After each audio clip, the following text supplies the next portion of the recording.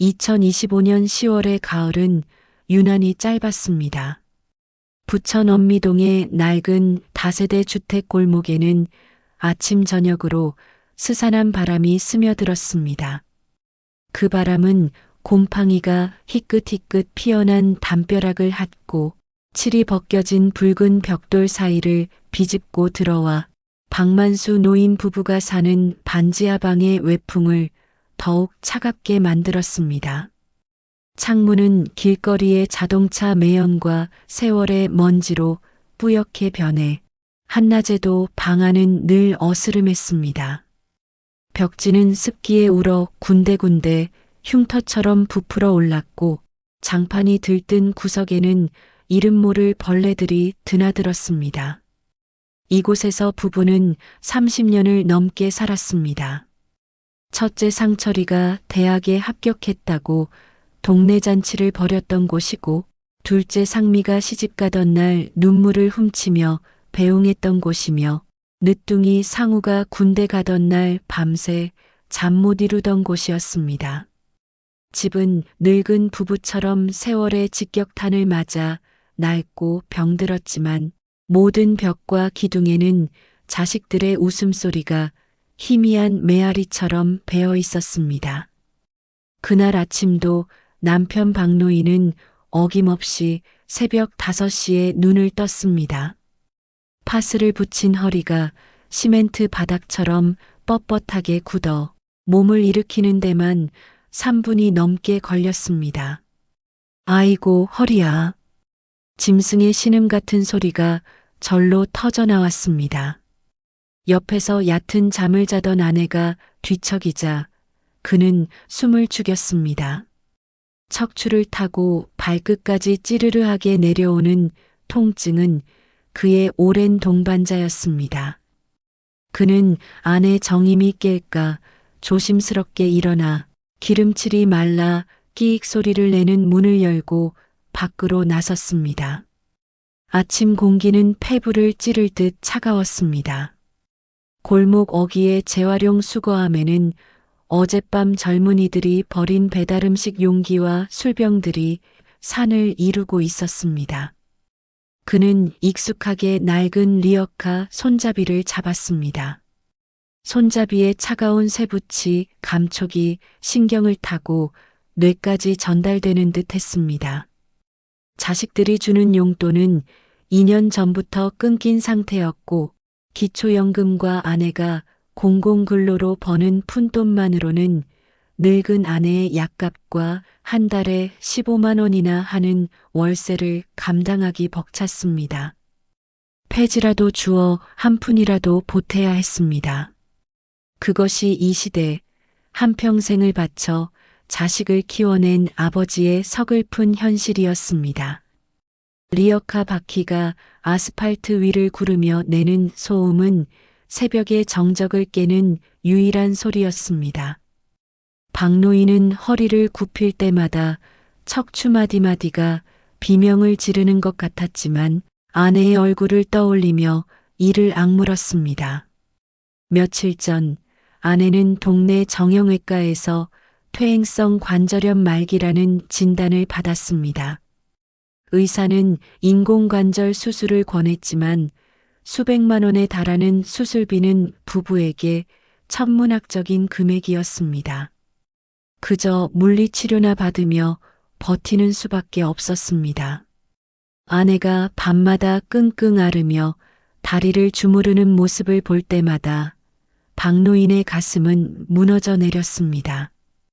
여보, 당신 허리는 괜찮소? 이거라도 붙여요. 내가 돈 많이 벌어서 당신 호강시켜줄게. 우리 상철이, 상미, 상우만 번듯하게 키워놓으면 그때는 우리도 어디 맘 편히 여행이라도 한번 가봅시다. 아내의 목소리는 언제나 그의 버팀목이었습니다. 젊은 날 공장에서 허리를 다쳤을 때도 아내는 식당 주방에서 밤늦도록 설거지를 하며 새 아이의 학비를 벌었습니다. 달아빠진 고무장갑 속 그녀의 손은 늘 퉁퉁 불어 있었고 뜨거운 물에 대고 칼에 베인 상처가 아물 날이 없었습니다. 부부는 그렇게 서로의 상처를 보듬으며 오로지 자식들의 미래 하나만을 바라보고 달려왔습니다.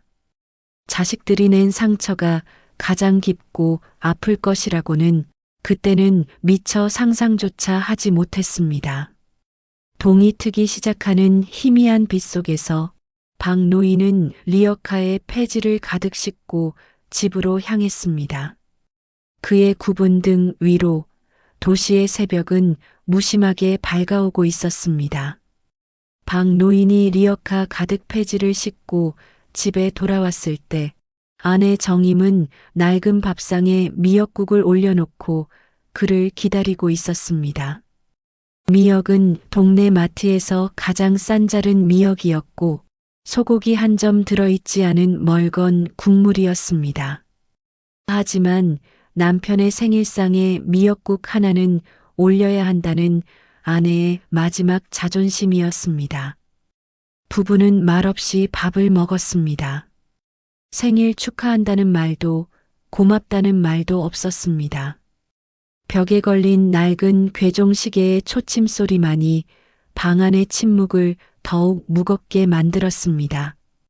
두 사람은 마치 약속이라도 한 듯 낡은 무선 전화기만 하염없이 쳐다볼 뿐이었습니다.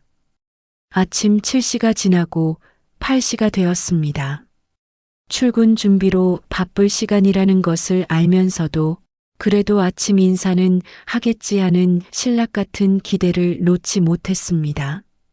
오전 9시가 조금 넘었을까 마침내 전화벨이 울렸습니다. 그 단조로운 기계음에 부부는 마치 사형수의 선고를 기다리는 죄인처럼 화들짝 놀랐습니다. 아내 정임이 절뚝거리며 달려가 수화기를 들었습니다. 막내 상우였습니다. 아이고, 우리 막내. 어쩐 일이야, 이른 아침부터. 밥은 먹었고? 회사 가는 길이냐? 지하철이에요. 별일 없으시죠? 다름이 아니라 오늘 아버지 생신이시잖아요. 아내의 얼굴에 화색이 돌았습니다. 그래, 우리 막내는 역시 달라. 제 애비 생일도 잊지 않고 챙기는구나. 아내는 남편을 향해 고개를 끄덕이며 환하게 웃어 보였습니다. 남편 박노인도 굳었던 얼굴을 풀며 아내를 바라보았습니다. 하지만 수화기 너머로 들려온 아들의 다음 말은 부부의 짧은 희망을 순식간에 산산조각 냈습니다. 형님이랑 누나랑 얘기해 봤는데 올해부터는 그냥 생신 선물이나 용돈은 따로 챙겨드리지 않기로 했어요. 요즘 다들 힘들고 그렇게 일일이 챙기는 것도 모양새가 좀 그렇잖아요. 대신 저희가 마음을 모아서 조그만 효도 상품 하나 가입시켜 드렸으니까 나중에 그걸로 쓰세요. 효도 상품? 그게 뭐냐? 무슨 보험이라도 들어준 게야? 상조 서비스요. 요즘엔 다들 미리 준비하는 추세라서 아무튼 그렇게 하세요. 제가 지금 바빠서 이만 끊을게요. 아버지 생신 축하드린다고 전해주세요. 전화는 그렇게 뚝 끊겼습니다. 지하철의 소음과 함께 아들의 목소리는 무정하게 사라졌습니다. 상조 서비스. 그것이 삼남매가 마음을 모아 아버지에게 보낸 생일 선물이었습니다.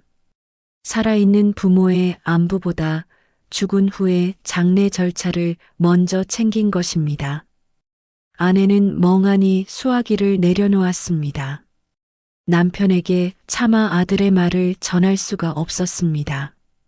박노인은 아내의 표정만 보고도 모든 것을 직감했습니다. 그는 자리에서 일어나 아내가 정성껏 끓인 미역국을 싱크대에 말없이 쏟아버렸습니다. 멀건 국물이 하수구로 빨려 들어가는 모습은 마치 부부의 핏물이 빠져나가는 것 같았습니다. 그릇과 싱크대가 부딪히는 소리가 유난히 크게 울렸습니다. 그것은 부모의 가슴이 산산조각 나는 소리였습니다. 오후가 되자 이번엔 둘째 딸 상미에게서 문자가 한 통 왔습니다. 아빠 생신 축하드려요. 환절기 감기 조심하세요. 그 흔한 이모티콘 하나 없는 마침표로 끝나는 건조한 문장이었습니다. 백화점 VIP 라운지에서 친구들과 수다를 떨며 의무감에 보냈을 그 문자를 박노인은 몇 번이고 들여다보았습니다. 답장을 쓰려고 휴대폰 자판을 눌렀습니다. 보고 싶다, 딸아. 하지만 돋보기를 끼고도 한참을 헤매다 결국 확인 버튼 대신 삭제 버튼을 누르고 말았습니다. 자식에게 짐이 되고 싶지 않다는 마지막 자존심이 보고 싶다는 말을 목구멍 너머로 삼키게 했습니다. 첫째 아들 장남 상철에게서는 그날 밤늦게까지 아무런 연락도 오지 않았습니다. 그는 그 시간 고급 룸살롱에서 거래처 사람들과 술잔을 기울이며 자신의 성공을 과시하고 있었습니다. 그날 이후 부부의 시간은 더욱 더디게 흘러갔습니다. 방 안의 공기는 납덩이처럼 무거웠고 두 사람은 꼭 필요한 말 외에는 서로 대화를 나누지 않았습니다. 박노인은 리어카를 끄는 시간을 늘렸고 아내 정임은 동네 노인복지관에서 주선해주는 공공근로를 시작했습니다. 하루 4시간 공원 화장실을 청소하고 한 달에 40만 원 남짓한 돈을 손에 쥐었습니다. 소독약 냄새가 뱃몸으로 돌아와 저녁을 차릴 때면 달아빠진 무릎이 끊어질 듯 아파왔습니다. 하지만 육체의 고통보다 더 힘든 것은 사람들의 무심한 시선이었습니다. 젊은 엄마들은 자기 아이의 손을 잡고 그녀를 피해 지나갔고 취객들은 그녀가 청소하는 화장실에 보란 듯이 오물을 뱉었습니다. 겨울이 다가오면서 부부의 건강은 급격히 나빠졌습니다. 남편의 기침은 잦아졌고 아내의 무릎 통증은 진통제 없이는 잠을 이룰 수 없을 정도가 되었습니다. 그러던 어느 추운 겨울밤 비극이 찾아왔습니다. 낡은 전기장판의 전선이사가 합선을 일으켰고 거기서 시작된 작은 불씨가 순식간에 반지하방 전체를 집어삼킨 것입니다. 박노인은 잠결에 매캐한 연기를 마시고 정신을 차렸지만 이미 불길은 걷잡을 수 없이 번진 뒤였습니다. 그는 정신없이 아내를 흔들어 깨웠고 두 사람은 서로를 부축하며 간신히 집 밖으로 빠져나왔습니다. 골목으로 뛰쳐나온 부부의 눈에 비친 것은 자신들의 30년 세월이 시뻘건 불길에 휩싸여 무너져 내리는 광경이었습니다. 소방차가 도착했을 때 집은 이미 시커먼 잿더미로 변해 있었습니다. 평생 모은 살림과 자식들의 어릴 적 사진, 손때 묻은 앨범, 그 모든 것이 한 줌의 재로 사라졌습니다. 경찰서에서 연락을 받고 달려온 것은 3남매였습니다. 하지만 그들의 얼굴에는 걱정이나 슬픔보다 귀찮음과 짜증이 역력했습니다. 아니, 대체 어떻게 하셨길래 불을 내요? 나이 드셨으면 조심 좀 하시지. 제 사무실이 지금 얼마나 바쁜 줄 아세요? 이웃들한테 보상은 어떻게 할 겁니까? 둘째 딸은 어머, 꼴이 이게 뭐예요? 냄새나게. 그래서 앞으로 어디서 지내실 건데요? 저희 집은 안 돼요. 손님들도 자주 오고 애들 공부에도 방해돼요.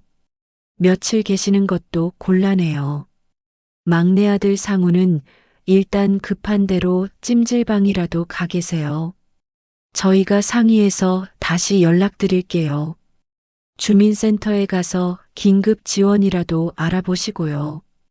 삼남매는 화재 현장을 수습하기는커녕 서로에게 부모를 떠넘기기 바빴습니다. 그들에게 부모는 이제 길거리에 나앉은 짐일 뿐이었습니다. 결국 그들은 돈을 얼마씩 걷어 근처 여관에 부모를 밀어 넣었습니다. 마치 귀찮은 물건을 창고에 넣어두듯 그렇게 부모를 버렸습니다. 그리고 그것이 마지막이었습니다. 상의에서 연락 준다던 자식들은 그 후로 2번 다시 부모를 찾아오지 않았습니다. 전화번호마저 모두 바꾼 뒤였습니다. 낯선 여관방에 싸구려 벽지에 기댄 늙은 부부는 잿더미가 된 집보다 더 차갑고 어두운 절망 속으로 가라앉았습니다. 우리가 뭘 그렇게 잘못했냐? 우리가 평생을 바쳐 키웠는데 어떻게 저것들이 우리 배 아파 낳은 자식들이 맞냐? 아내는 아무 대답도 하지 못했습니다. 그저 눈물만 하염없이 흘릴 뿐이었습니다. 그 눈물은 배신감과 서러움, 그리고 자신의 인생 전체에 대한 깊은 회한이 뒤섞인 피눈물이었습니다. 부모를 버린 자식들의 삶은 과연 평안했을까요? 그렇지 않았습니다. 그들이 부모라는 뿌리를 스스로 잘라낸 순간 그들의 삶 역시 시들기 시작했습니다. 그들이 부모에게서 등을 돌린 가장 큰 이유는 돈이었습니다. 그리고 아이러니하게도 그 돈 때문에 그들의 삶은 뿌리부터 썩어 들어가기 시작했습니다. 첫째 상철은 무리하게 사무실을 확장하다가 사기를 당해 큰 빚을 지게 되었습니다. 그는 부모님의 화재보험금을 가로챌 계획을 세웠지만 보험금이 생각보다 적게 나오자 동생들을 찾아가 윽박지르기 시작했습니다. 그는 매일 밤 채권자들의 협박 전화에 시달렸고 술에 취해 아내에게 폭력을 휘두르는 날이 잦아졌습니다. 번듯했던 법무사의 위용은 사라지고 눈에는 핏발이 서고 초조함에 손톱을 물어뜯는 중년의 사내만 남아 있었습니다. 첫째 아들 상철은 상우의 멱살을 잡으며 너희는 부모님한테 해준 게 뭐가 있어? 장남인 내가 다 책임져야 하냐? 돈 되는 대로 다 내놔. 네 아파트 담보대출이라도 받아서 가져와. 둘째 상민은 남편 병원의 자금을 몰래 빼돌려 주식에 투자했다가 큰 손실을 봤습니다. 이 사실을 알게 된 남편은 이혼을 요구했고 그녀는 위자료 한 푼 없이 쫓겨날 위기에 처했습니다. 강남의 고급 아파트와 명품 옷, 화려한 인맥이 그녀의 전부였는데 모든 것이 물거품처럼 사라졌습니다. 그녀는 예전에 무시했던 동창들에게까지 돈을 빌리러 다녔지만 돌아오는 것은 경멸의 눈초리뿐이었습니다. 둘째 딸 상미는 전화에 대고 악을 쓰며 어떻게 나한테 이럴 수 있어? 내가 이 집안에 어떻게 했는데? 오빠가 장남이면 뭐라도 해줘야 할 거 아냐?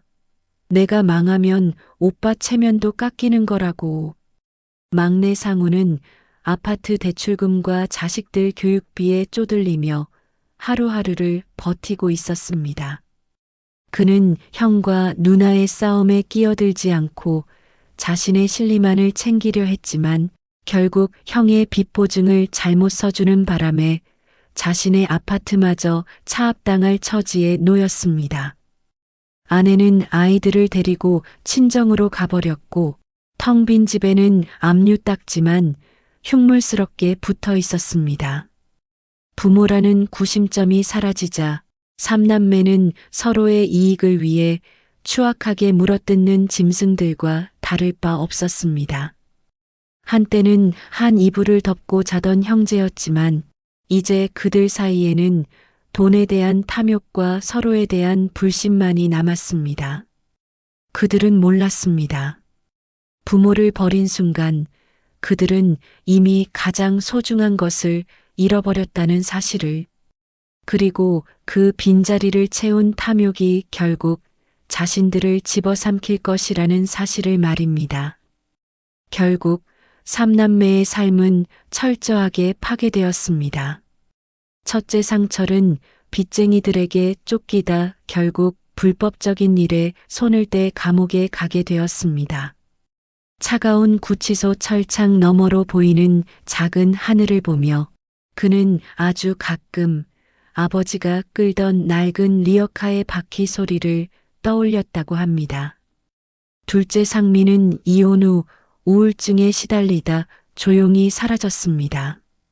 마지막으로 그녀를 본 사람은 한강 다리 위를 멍하니 서성이던 모습이었다고 합니다. 막내 상우는 가정이 해체된 뒤 지방의 공사장을 전전하는 신세가 되었습니다. 그는 한바집에서 멀건국에 밥을 말아 먹을 때마다 생일날 아침 어머니가 끓여주셨던 미역국 맛을 떠올리며 소리 없이 눈물을 삼켰습니다. 그들이 그토록 지키려 했던 돈과 명예, 그리고 가정은 신기루처럼 사라져버렸습니다. 이것은 부모의 저주가 아니었습니다. 스스로의 탐욕이 불러온 당연한 결과였습니다. 한편 여관을 전전하던 박노인 부부는 한 독지가의 도움으로 시골의 작은 임대주택에 거처를 마련하게 되었습니다. 자식들의 비참한 소식을 뒤늦게 전해 들었지만 부부는 아무런 반응도 보이지 않았습니다. 모든 것을 체념한 듯 그저 묵묵히 창밖의 감나무를 바라볼 뿐이었습니다. 어느덧 가을이 깊어 감나무에는 주홍빛 감들이 주렁주렁 매달려 있었습니다. 어느 날 저녁 마당에 놓인 툇마루에 앉아 노을을 보던 아내 정임이 조용히 입을 열었습니다. 여보, 우리 상철이가 어릴 때 저감을 참 좋아했지요. 밤 넘어가서 서리에 오다가 주인 할아버지한테 혼나기도 하고, 상미는 홍시만 좋아했고, 상우는 곶감을 만들어 달라고 졸랐는데, 남편 박노인은 대답 대신 아내의 쭈글쭈글한 손을 가만히 잡았습니다. 온갖 노동으로 뒤틀리고 거칠어진 아내의 손이었습니다. 그의 눈가에 이슬이 맺혔습니다. 그것은 원망의 눈물도 슬픔의 눈물도 아니었습니다. 평생을 애끓게 했던 자식이라는 이름의 상처, 그 상처가 아물지도 못한 채 딱딱한 흉터로 남아버린 것에 대한 운명에 대한 서러운 눈물이었습니다. 자식을 잘못 키운 죄값인가 아니면 그저 모진 세월 탓인가. 이제는 무엇도 분명하지 않았습니다. 바람이 차다 어서 들어가자. 부부는 서로를 의지하며 작은 방으로 들어갔습니다. 그들의 등 뒤로 붉게 익은 감 하나가 툭 소리를 내며 땅으로 떨어졌습니다. 아무도 거두어 주지 않은 채 그렇게 덩그러니 남겨졌습니다. 부모의 내리사랑을 배신하고 스스로 파멸해버린 자식들의 인생처럼, 그리고 그 자식들을 이제는 가슴에서 지워버려야 하는 늙은 부모의 잿빛 세월처럼 그저 쓸쓸하고 처연하게 뒹굴고 있을 뿐이었습니다. 하늘은 아무런 대답도 없이 그저 검붉은 노을만 길게 늘어뜨리고 있었습니다. 그 노을은 마치 이 땅의 모든 부모들이 흘린 피눈물 같았습니다.